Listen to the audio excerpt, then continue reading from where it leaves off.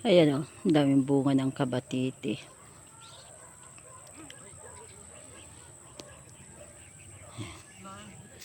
Dami silang bunga. Didi. Yan. Yan. Bunga ng kabatiti. Di ho namin to pag-aari ha. Pag-aari na isang kaibigan. Ayan. Ayan, dami niyang bunga oh. Oh. Ayan. Ayon dito sa aking kaibigan. 300 na buto. Yung tinanim niya. Ang iba'y namatay. Ayan, dami oh. Fresh na fresh. Nag-harvest siya kanina. Ayan.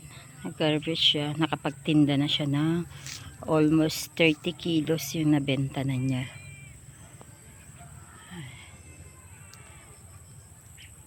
Pero hindi pa siya talaga totally nag-harvest na marami.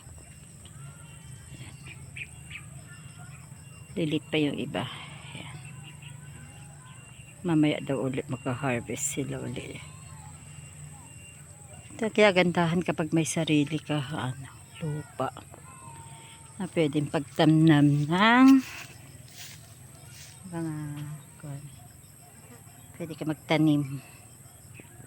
Ayan. Ayan, dami oh. Ang ganda sa dulo. Dito. Ayan, guys. Sariwan-sariwa. Mura pa ha. Mura pang tinda niya. Promise. Oh. Mura-mura tinda niya. Sariwa na. Mura pa. Ayan. Mga kanya. Ang dami oh. Sarap na may mga ganitong taniman. Sayang nga lang wala tayong ganito. Taniman. Ito. May mga red kamote din siya. Yung mga kamote. Ayan. Mga kamote. Ayan, maluwang din yung kamotehan niya. Luwang ng kanyang ano. Ito guys. Kahirap bumaba. Kailangan dahan-dahan. Ayan. Ayan guys.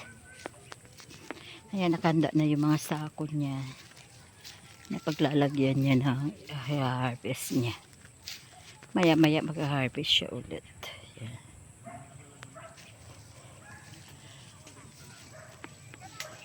Ito yung kanyang kalabaw. Ouch. I scared.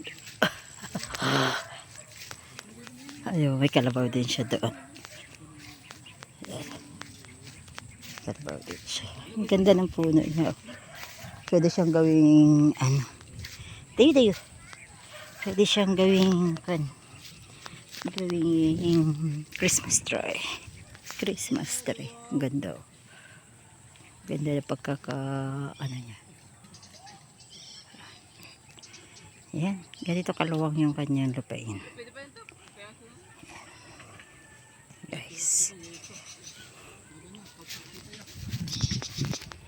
Ito yung bundok ng yan sa kwan na yan. Kasti daw yan. Sa kasti na yan. Ouch. Wait. Yan yung mga kasama ko yun. Nangunguha sila ng kawayan. Yan. Kalabaw. Kalabaw. Ito naman sa side ito. Ito yung papunta pundakit din.